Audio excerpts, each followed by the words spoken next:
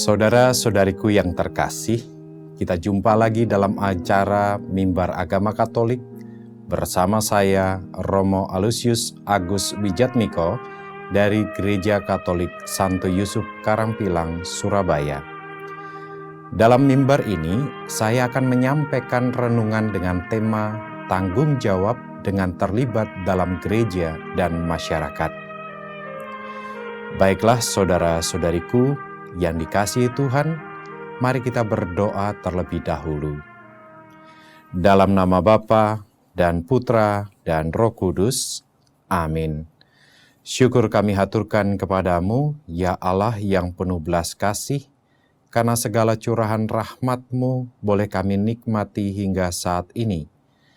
Kami menyadari betul bahwa Engkau telah memanggil kami untuk menjadi murid-murid Putra-Mu terkasih Tuhan kami Yesus Kristus. Dan kami menyadari pula bahwa kami turut bertanggung jawab dan terlibat di dalam kehidupan menggereja dan bermasyarakat. Kami mohon curahan rahmat-Mu dan Roh Kudus-Mu, agar kami semakin memahami mengapa kami harus terlibat di dalam hidup menggereja dan bermasyarakat. Semua ini kami haturkan kepadamu dengan pengantaran Yesus Kristus Putra-Mu Tuhan dan Juru Selamat kami sepanjang segala masa. Amin. Dalam nama Bapa dan Putra dan Roh Kudus. Amin. Saudara-saudariku yang dikasihi Tuhan, hidup manusia tidak pernah terlepas dari komunitasnya, karena manusia tidak dapat hidup seorang diri. Dalam hidup berkomunitas, masing-masing pribadi menyumbangkan apa yang dimilikinya demi perkembangan anggota komunitasnya. Sementara dia sendiri menerima sumbangan dari anggota komunitas lainnya, juga demi perkembangan dirinya.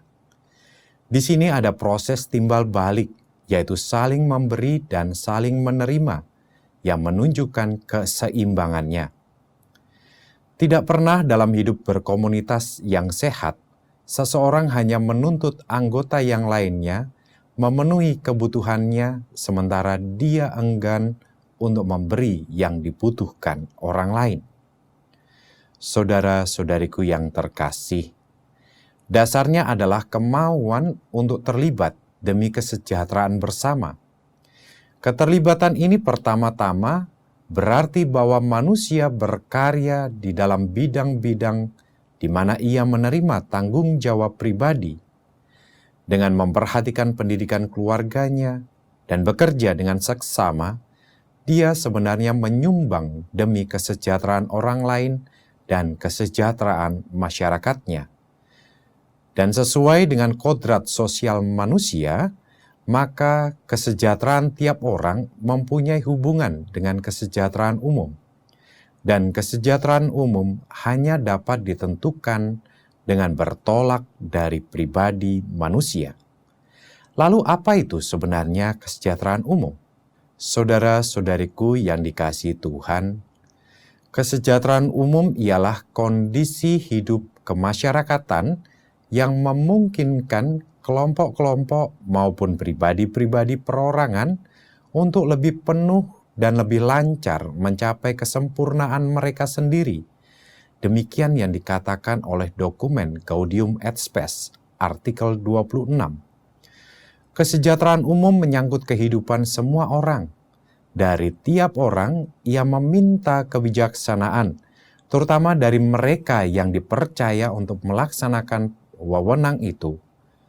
Dan ada 3 unsur hakiki dalam kesejahteraan umum itu, yaitu: pertama, kesejahteraan umum itu mengandaikan penghormatan pribadi sebagai pribadi. Kedua, kesejahteraan umum menuntut kesejahteraan sosial dan pembangunan masyarakat. Dan yang ketiga atau yang terakhir, kesejahteraan itu membutuhkan perdamaian, yaitu kemantapan dan kepastian tata tertib yang adil. Saudara-saudariku yang terkasih, sebagai orang yang telah menerima rahmat sakramen baptis, setiap orang Kristen juga memiliki kewajiban untuk ikut terlibat di dalam kehidupan menggereja dan mewujudkan kesejahteraan umum itu.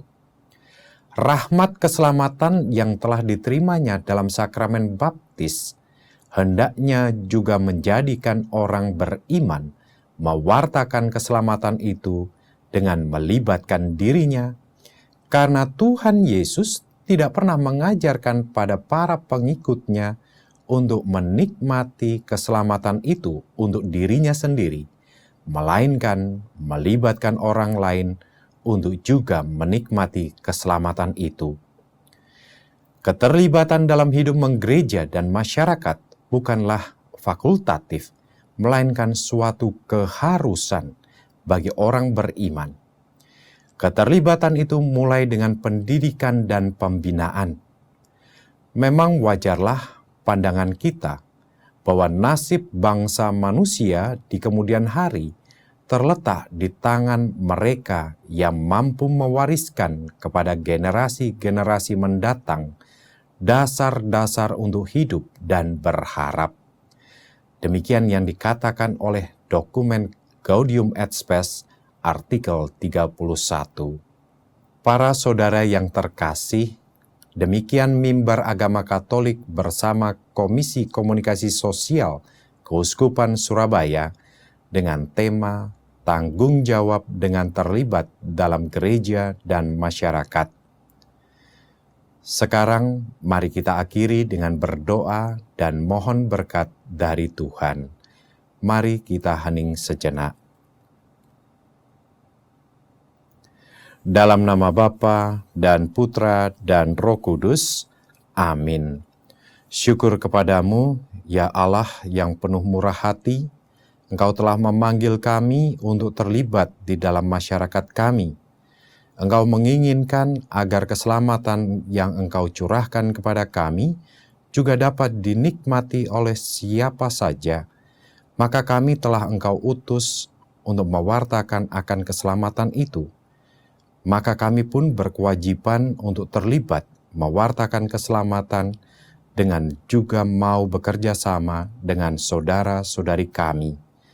Semoga apa yang kami usahakan senantiasa memperoleh berkat-Mu sendiri. Demi Kristus, Tuhan dan pengantara kami.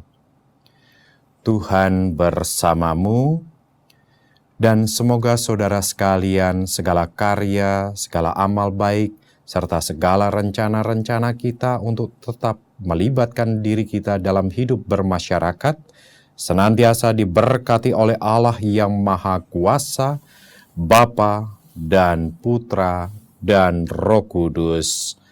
Amin. Saudara-saudariku yang terkasih, saya Romo Alusius Agus Wijatmiko dari Gereja Katolik Santo Yusuf Karangpilang, Surabaya, mengucapkan terima kasih atas perhatian Anda. Sampai jumpa dan berkat Tuhan menyertai kita selalu. Amin.